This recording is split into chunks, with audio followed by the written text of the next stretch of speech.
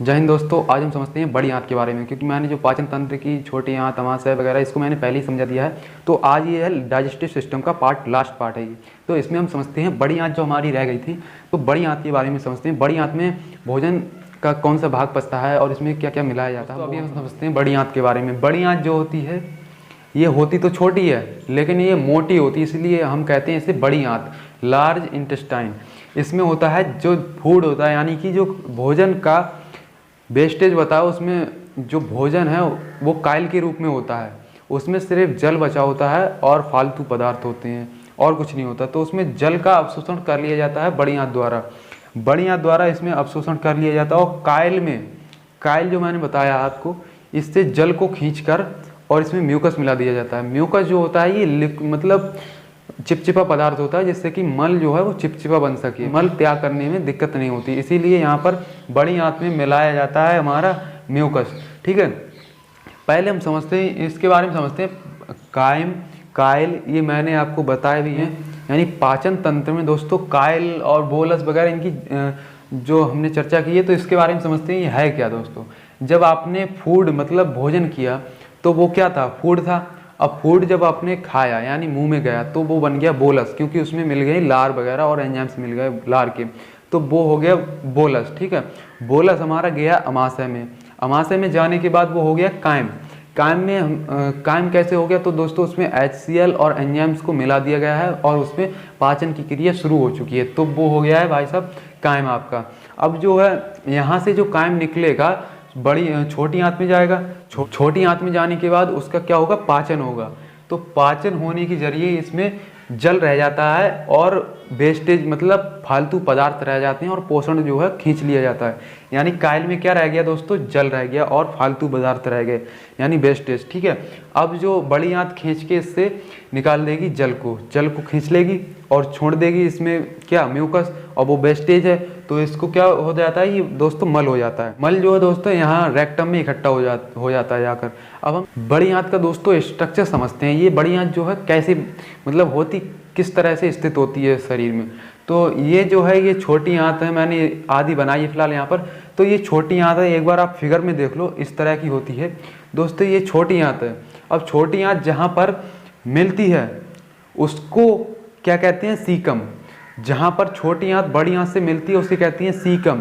Caecum के नीचे एक छोटा सा भाग होता है लटका हुआ, उससे कहते हैं अपेंडिक्स। ये अपेंडिक्स क्या होता है, ये अवशेषी अंग होता है। अवशेषी अंग उसे कहते हैं जो शरीर में तो होता है लेकिन फालतू होता है। फिलहाल दोस्तों हम समझते हैं इस अपेंडिक्स जो होता है इसमें कभी कभी खाना यानी फूड जमा हो जाता है। यहाँ से जो निकलने वाला जो सीकम में जाता है कायल, वो हल्का सा इसमें खसक जाता है, तो उससे होता क्या है, इसमें इकट्ठा हो जाता है और इन्फेक्शन फैला देता है। निकल तो पाता नहीं है यहाँ से, तो इकट्ठे होने के कारण, इन्फेक्शन होने के कारण इसमें दर्द होने लगता है। तो व्यक्ति को दर्द होगा और दर्द होने के कारण ये ऑपरेशन के थ्रू इसको निकलवा देते हैं। ये फालतू पदार्थ है, इसको हमें नहीं चाहिए। ये ना हो बॉडी में फिर भी काम चलेगा। क्यों चलेगा, क्योंकि इसका कोई काम है ही नहीं। तो ये अवशेषी अंग है दोस्तों, इसको निकलवा दिया जाता है, इससे कोई हमारी बॉडी पर इफेक्ट नहीं पड़ता है।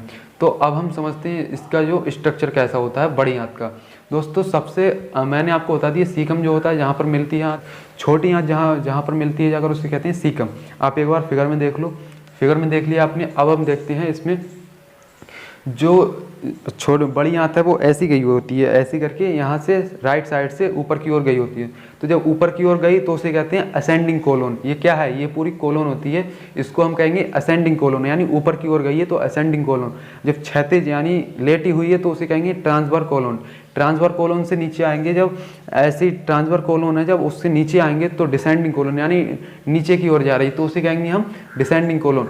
यहाँ पर देखो ascending colon, transverse colon, descending colon. ठीक है, और छोटा सा भाग होता है सिगमेंट कहते हैं, जैसे हम भाग को, छोटे से टुकड़े को, तो सिग्मोइड कोलोन, यानी यहाँ से डिसेंडिंग कोलोन का छोटा सा भाग सिग्मोइड कोलोन। और सिग्मोइड कोलोन से नीचे आता है रेक्टम। ये रेक्टम को हम कहते हैं मलाशय। इसमें मल इकट्ठा होता है, यहाँ पर वेस्टेज जो होती है फालतू पदार्थ जिसे लैटिन कहते हैं, उससे वो यहाँ पर इकट्ठा होता है जाकर। उसके नीचे होता है एनएस, गुदा होता है यानी। ठीक है दोस्तों, यहाँ पर इकट्ठा होता है जाकर मल।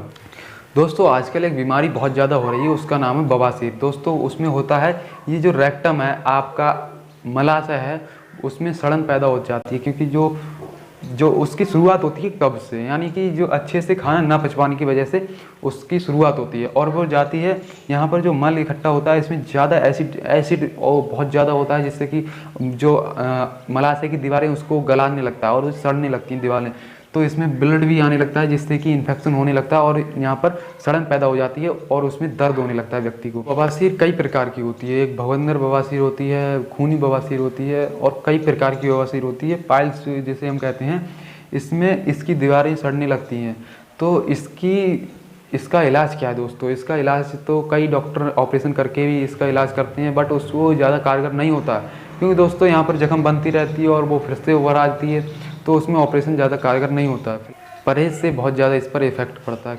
आई होप कि आपको समझ में आई होगी वीडियो, और मैंने आपका डाइजेस्टिव सिस्टम जो है वो पूरा कंप्लीट कर दिया है। तो मिलते हैं अगली वीडियो में, तब तक के लिए जय हिंद, जय भारत।